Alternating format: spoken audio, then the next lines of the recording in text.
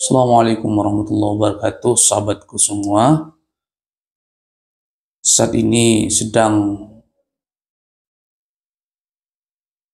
tinggi-tingginya pesanan gelar Sayyid. Di saat gelar Habib sudah mulai tidak laku, saat ini gelar Sayyid sudah mulai menjadi primadona di kalangan orang-orang yang sibuk membanggakan nasabnya. Ini tentu harus menjadi kewaspadaan kita sebagai umat Islam, umat Rasulullah SAW. Jangan terlena, jangan mudah terpedaya oleh gelar-gelar yang dipakai. Ini sudah mulai muncul ya di beberapa media sosial, gelar-gelar yang mulai disosialisasikan sebagai syahid atau sarif untuk kepentingan pribadinya tentunya. Maka kita harus waspada, jangan terpedaya. Kalau ada orang ngaku-ngaku sebagai syahid atau sarif, pastikan kita cerdas. Kita verifikasi, kita cek kebenarannya. Kalaupun dia membawa buku nasab, ya kita takhrij, kira-kira begitu ya, dicek ya. Takut nasab cangkokan demi mendapatkan keuntungan duniawi semata. Kenapa? Di akhir zaman ini orang sudah nggak takut neraka. Yang ditakutkan banyak orang adalah kosongnya perut kita. Tidak takut masuk neraka, tapi takut lapar. Ini saya coba menjawab statement dari teman-teman ya, berkaitan dengan podcast saya sebelumnya membahas tentang polemik yang diawali oleh statement Gus Fuad Fleret yang kemudian membuat saudara-saudara kita di Padu tersinggung ya. Terutama para muhibbin yang sedang memperjuangkan tokohnya menjadi pahlawan nasional. Jadi sekali lagi teman-temanku, memperjuangkan agar tokoh lokal, tokoh atau ulama-ulama kita menjadi pahlawan nasional itu sah-sah saja. Nah, tapi jangan ngambek kalau misalnya nanti tidak bisa. Ini kan diperjuangkan menjadi tokoh nasional. Artinya pengaruhnya skalanya nasional. Kalau semua tokoh di daerah memperjuangkan tokohnya menjadi tokoh nasional, ya nanti bisa ribuan itu. Betapa banyak kiai-kiai kita, ulama-ulama kita, pejuang kita di daerah, tapi tidak terakomodir menjadi pahlawan nasional. Ya nggak usah ngambek, nanti pemerintah yang lebih tahu. Pemerintah yang akan menetapkan apakah dia layak menjadi tokoh nasional atau sekedar tokoh daerah. Kemudian yang kedua, tokoh nasional itu, pahlawan nasional itu syaratnya ya harus menjadi pejuang nasional, pejuang kemerdekaan Indonesia, atau pejuang pra kemerdekaan Indonesia. Karena banyak nama-nama yang jauh sebelum Indonesia merdeka didaulat menjadi pahlawan nasional. Contohnya Pangeran Antasari ya, di Banjarmasin, di Ponegoro di Jawa, Cut Nyak di Aceh. Banyak sekali, ada Patimura dari Indonesia Timur. Banyak sekali. Kenapa? Sumbangsi dia, kecintaan dia kepada negerinya ya, jauh sebelum Indonesia merdeka, mereka sudah berperang. Mereka sudah berjuang keras. Bagaimana membangun atau memotivasi semangat nasionalisme, kemerdekaan sebagai pribumi Nusantara.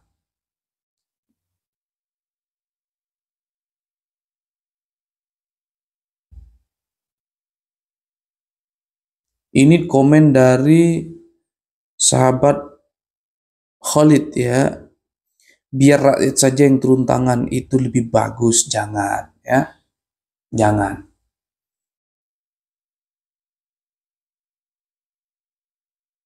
Jangan sampai kita bermain fisik ya. Kita mengedepankan ide. Teman-teman yang sudah lulus kuliah atau masih berada di bangku sekolah, mari kita utamakan ide, jangan main fisik, biar kelihatan otak kita itu terisi ilmu, ya. Jangan mudah terprovokasi, jangan. Kemudian juga banyak sekali nih ya teman-teman, mohon maaf tidak bisa membaca semua statement atau komentar kalian.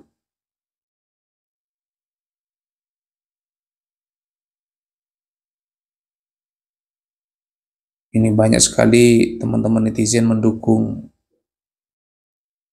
Gus Fuad Pleret ya. Nah ini, kalau Gus Fuad Pleret ditangkap, maka Rizik yang menghina Gus Dur harus ditangkap pula.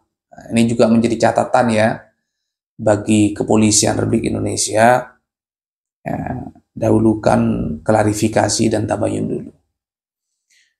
Jangan sampai terlihat tidak adil. Yang satunya ditangkap, yang satunya nggak ditangkap. Oke, bagus. Bagiku ucapan Gus Fuad itu wajar. Bagaimana ucapan Rizik Bahar lebih kotor, panas dan lancang? Ternyata aman-aman saja. Maka jangan heran kalau masyarakat curiga, jangan-jangan itu mainan aparat. Wah, wallahu alam ya. Allah alam. Gak usah berspekulasi kita. Sebelum itu belum ada bukti-buktinya, jangan, gak usah. Gak usah. Kita lihat nahnu nahkumu bidzawahir. Kita menilai yang kasat mata aja. Jangan sampai gara-gara statement kita justru nanti merugikan kita sendiri.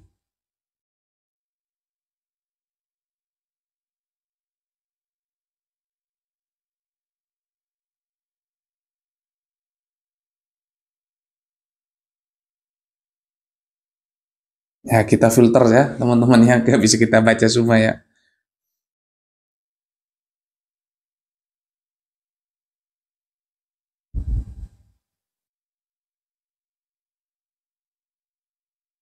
Lanjut Bang, bela abis ulama pribumi, Banten mencintai. Ya begitu. Ya. Kalau kita baca sejarah, betapa luar biasanya rakyat Banten itu memperjuangkan kemerdekaan Indonesia. Ya. Luar biasa ya. Semangat teman-teman Ambon, semangat teman-teman Kalimantan, semangat teman-teman Sumatera, termasuk rakyat Banten. Ya. Kalau kita baca misalnya kasus Geger Cilegon, ketika rakyat melawan penjajah, tiba-tiba muncul fatwa. Katanya rakyat Banten pemberontak buhut. Itu apa? Parahnya lagi yang memfatwakan itu pendatang ya, teman-teman ya, bukan orang Indonesia. Pendatang dari Arab. Nah, itu tentu sejarah nggak bisa dibohongi, nggak bisa dirubah. Makanya kita ini sebagai pelaku sejarah, apa yang kita lakukan hari ini akan menjadi catatan sejarah. Makanya kita hati-hati ketika melangkah. Ya. Karena nanti ketika sejarah mencatat perilaku kita hari ini, akan dibaca 50-100 tahun yang akan datang oleh generasi kita. Kan malu, ya. Makanya kita harus hati-hati. Oke, semangat ya teman-teman dari Banten ya. Jadi selama ini mohon maaf banget. Banten itu kesannya, rakyat Banten kesannya ke mereka ya, padahal enggak. Ada banyak sekali ya rakyat Banten yang mendukung perjuangan Kiai Pribumi. Cuman silent majority, karena rakyat Banten tuh lembut-lembut, halus-halus ya. Rakyat Banten suka mengalah, wes nggak usah ribut-ribut. Orang Banten gitulah ya. Orang Banten tuh akhlaknya luar biasa. Seolah-olah ya, rakyat Banten mendukung mereka, padahal itu oknum. Ya. Masih ada saudara-saudara kita oknum yang jumlahnya sangat kecil mendukung mereka, tapi teriak-teriak di medsos seolah-olah mereka menguasai. Enggak. Mayoritas masyarakat Banten masih mendukung perjuangan Maulana Hasanuddin, perjuangan ulama-ulama Banten, perjuangan penduduk atau masyarakat Banten masa lalu, ya. Ayo masyarakat Banten dan seluruh saudara-saudaraku di seluruh Nusantara, kita mulai membuka sejarah.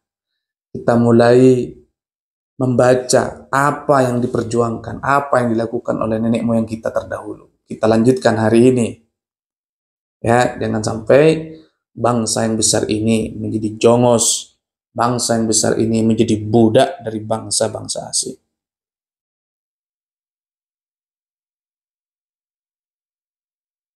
Soekarno juga pahlawan, tapi gurunya tidak pahlawan. Oh iya, jadi sekali lagi begini ya sahabatku ya, pahlawan nasional ini adalah gelar atau hadiah, ya, pemberian yang disampaikan oleh pemerintah kepada orang yang memiliki peran besar terhadap upaya kemerdekaan Indonesia.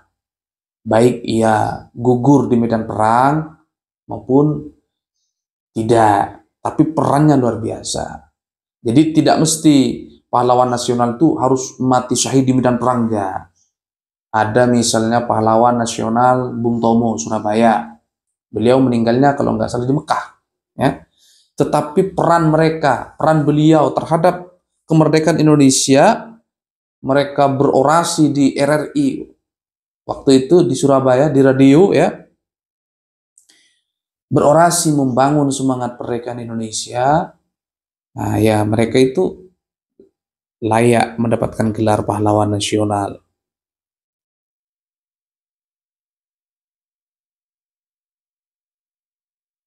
Pemerintah itu cuman bertugas lindungi pribumi di 2026. Nah, 2025 kesempatan rakyat Indonesia bersatu buat keselamatan pertahanan agar para budak nggak bisa hampiri pribumi. Oke.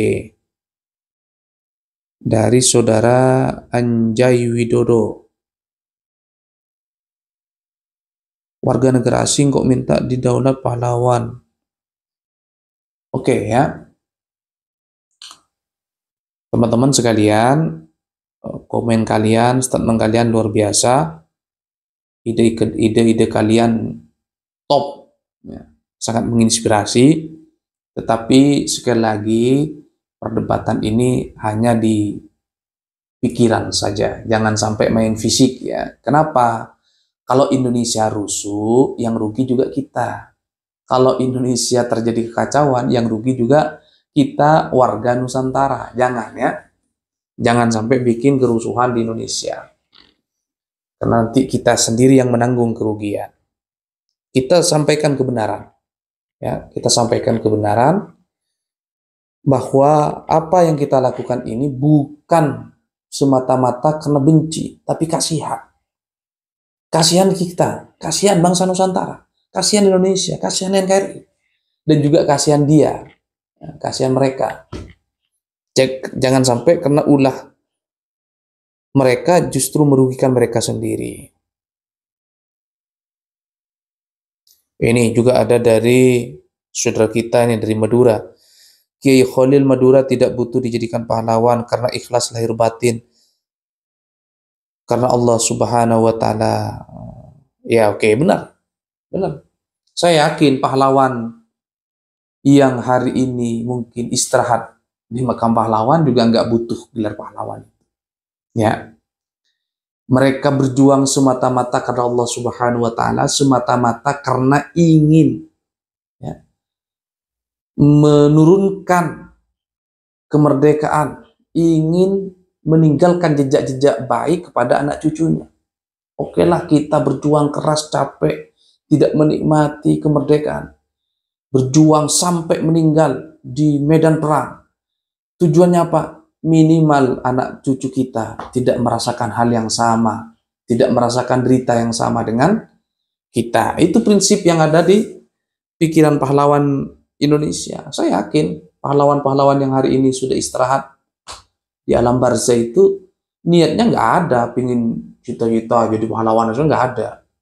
Ya, tapi kita anak cucunya, generasi keduanya, ketiganya, boleh dong berjuang, memperjuangkan kakek buyut kita untuk menjadi pahlawan nasional dengan catatan memenuhi syarat. Kan ada syaratnya. Ya. Kalau misalnya yang diupayakan kita gagal, tidak berhasil, ya nggak apa-apa. Ya. Pasti nanti dapat balasan dari Allah Subhanahu wa Ta'ala kalau niat mereka betul-betul ikhlas. Tapi kalau kita baca sejarah, ya, kalau kita baca Sirah Nabawi misalnya, ada orang yang kelihatannya di dunia itu memiliki sumbangsi besar terhadap perjuangan. Bahkan ketika perang dia terdepan, teriak NKRI, teriak takbir terdepan. Ketika dia mati, ya, sahabat-sahabat yang lain menyanjungnya, wah hebat orang ini, prestasinya ini. Ternyata kata Rasulullah SAW tidak. Kenapa? Orang ini berjuang hanya ingin memamerkan kekuatan. Orang ini terdepan di medan perang hanya ingin dikatakan satria. Orang ini semangat sampai bahkan meninggal di medan perang hanya ingin dikatakan pahlawan. Ada juga begitu ya. Jadi bisa jadi pahlawan itu ada dua menurut saya ya. Ada pahlawan di dunia, ada pahlawan di akhirat. Mungkin saja di dunia dapat gelar pahlawan, tapi di akhirat nggak dapat gelar apa-apa. Sebaliknya, ya, di dunia tidak dapat gelar pahlawan, bahkan namanya sedikit pun tidak tersebut dalam catatan sejarah. Tapi di akhirat ia mendapatkan pahala yang besar dari Allah Subhanahu wa Ta'ala. Kenapa? Ia ikhlas berjuang semasa hidupnya untuk kebesaran bangsanya, untuk agamanya. Bisa jadi. Ya. Saya yakin banyak sekali di makam-makam pemakaman umum, di situ ada pahlawan yang namanya tidak tercatat, tapi perjuangan mereka luar biasa. Coba kita baca sejarah peperangan 10 November Surabaya. Yang dicatat sebagai pahlawan hanya berapa orang.